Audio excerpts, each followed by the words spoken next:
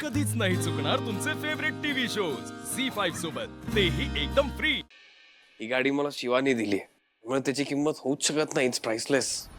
ती गाडी माझी क्वीन आहेच, पण आता शिवा माझी क्वीन आहे आणि हेच खरं आहे। या अशा वागण्यानी ना आई मला तुझी भीती वाटायला लागली आता, आणि हे असंच चालू राहिलं ना तर माझ्या मनात असलेला तुझ्याबद्दलचा रिस्पेक्ट हळूहळू कमी होणार आहे।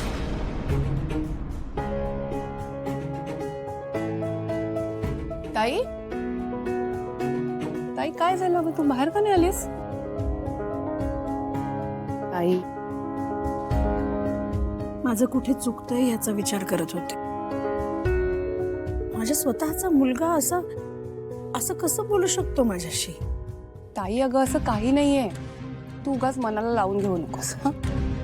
आणि तुला माहितीये ना आपला आशू कसा आहे, तो हळूहळू थोडं शिकतोय सगळं हं? नाही ठीक आहे, तो शिकतोय, पण मग त्याचं चुकत नसेल तर माझं कुठे चुकतंय? जो मुलगा कधी माझ्या शब्दाबाहेर सुद्धा गेला नाही, तो आज माझा एक शब्दही ऐकून घेत नाही, माझं वागणं त्याला पटत नाही। मला कळतच नाहीये मी असं काय वागलीये ज्यामुळे तो माझ्या विरोधात गेला। ताई ताई तो तुझ्या विरोधात नाहीये, फक्त त्याची मतं वेगळी आहे तेवढंच, आणि आपल्याला ती समजून घ्यायला हवी। ताई अगं तू पण त्याच्या काळजीनेच बोलतेस ना, मग त्याच्यात तुझीही पूर्णपणे चूक नाहीये। पण तुम्हाला सगळ्यांना तो बरोबरच वाटतोय ना, मला वाटत नसलं तरी।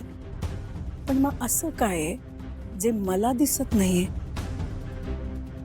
मला समजून घ्यायला हवंय। ताई तू त्रास नको करून घेऊस, थोडासा वेळ दे, सगळं नीट होईल खरंच।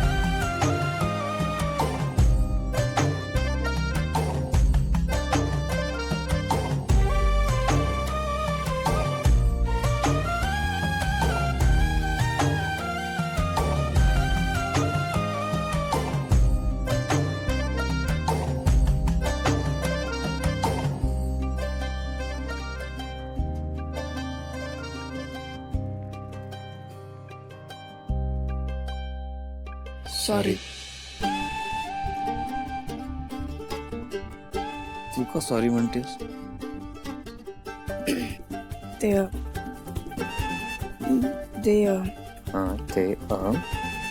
काल झालं ते झालं आपल्या भांडणामुळे झालं। तेच म्हणजे नको होतं व्हायला, हो म्हणजे व्हायला पाहिजे काय होतं शिवा? मला नाही वाटत काल जे झालं ते चुकीचं झालं, म्हणजे आपल्या भांडणामुळे असं जर होणार असेल तर मी रोज तुझ्याशी भांडायला तयार आहे। आशू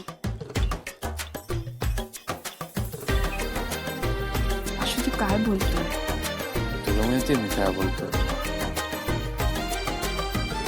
शिवा चेहऱ्यावर काय तू लाजली आहेस? तुला पहिल्यांदा बघतो मी लाजताना आयुष्यात। छान दिसतेस लाजल्यावर।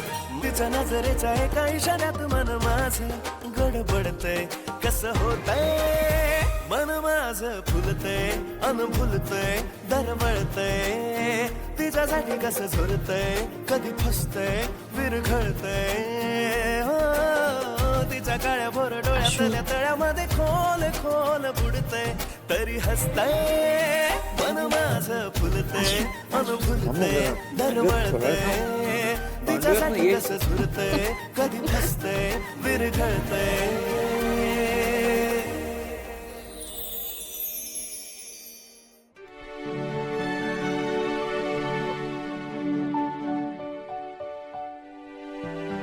किट्टू चल ना. ऐक ना मी काय म्हणतोय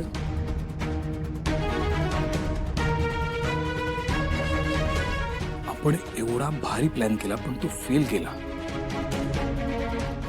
आशू आणि शिवा जर त्या घरात गेले असते तर त्यांचं इथे येणं कायमचं बंद झालं असतं. थांब ना सुहास, हे बघ एवढ्यात हार मानून नाही चालणार आहे आपल्याला. आपल्याकडे अजूनही चान्स आहे. तू काय करणार आता?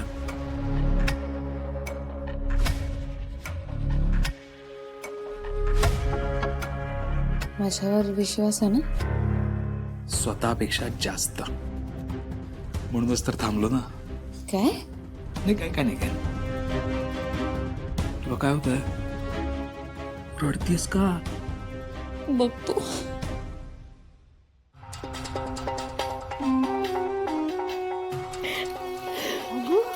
कीर्ती अगं काय झालं काय अगं अशी काय सॉरी, मी काहीच नाही करू शकत आहे तुझ्यासाठी. काहीच नाही करू शकले. हे बाई, तुझं दुःख जर मला घेता आलं असतं ना तर तुझं सगळं दुःख मी माझ्यावर घेतलं असतं. आपला मुलगा आपल्यापासून दुरावणं हे खूप जीव जाळणारं असेल नाही. हे ज्याला कळायला हवं तो तर लांबच चाललाय आपल्यापासून. कसं सगळं एकटी सहन करतेस? पण आई, ह्या सगळ्यात ना फक्त आशूची चूक आहे. त्याने ते सगळं बोलायला नको होतं. आणि आई, आता आशू जरी घरी परत आला ना तरी तो आपला आशू नसणार आहे. थांब कीर्ती, आपण असं टोकाचा विचार नको करायला. मग आपणच असा विचार केला ना तर तो आपल्यापासून लांबच जाईल ना. आपण दुसऱ्या बाजूने विचार करायला हवा. म्हणजे शिवाच्या बाजूने. शिवाच्या बाजूने? शिवाच्या बाजूने. ती काही राक्षस नाहीये, माणूसच आहे ना. मग आपण इतक्यात हार नाही मानायची. काय बोलतेस तू? काहीतरी मार्ग शोधण्याचा प्रयत्न करते.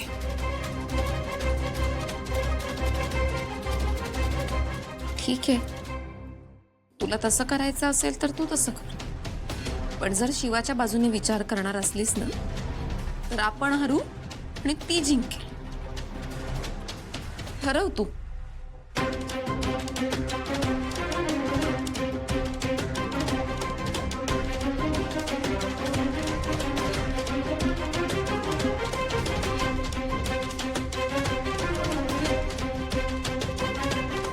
हा जिंकण्या हारण्याचा प्रश्न नाहीये. काही झालं तरी आशू घरी आला पाहिजे. हा आशूच्या आयुष्याचा प्रश्न आहे. झी5 ॲप डाउनलोड करा आणि पहा सर्व एपिसोड्स एकदम फ्री.